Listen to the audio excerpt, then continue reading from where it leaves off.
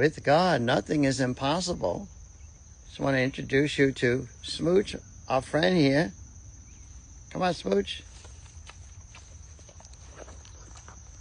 Look at Smooch. With God, nothing is impossible. Through Christ, we can do all things. And it's God who called us out of darkness, out of sin, wickedness. You know, they're killing Christians, they're torturing people in Nigeria and other countries. But God is sending His light, the love of God, His presence into the darkness to expel the darkness.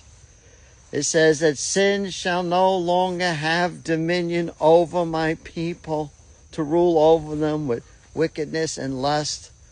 But He wants to set the captives free. And the only thing that can set mankind free from the evil and the wickedness that's in this world, that's in their heart, is the message of God's salvation, His truth and holiness. God is faithful. So the message is not just a story, but it's the power unto salvation, power unto a transformed life. He brings down kingdom authorities and raises up leaders that will follow after Him. But many nations turn back to their old sinful ways. But God is merciful, and I believe there's a revival coming to Africa.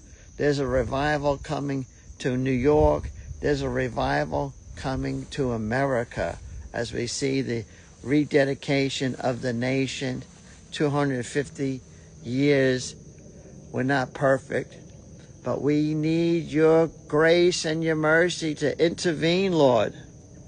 Bring us back to the faith of our fathers who discovered this land for religious freedom.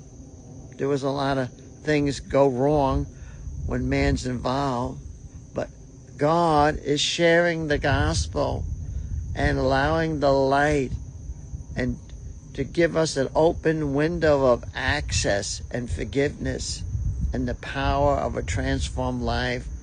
We're seeing people being healed, transformed, their lives transformed by the power of God. And I want to thank you for joining us today. God bless you. God is wonderful.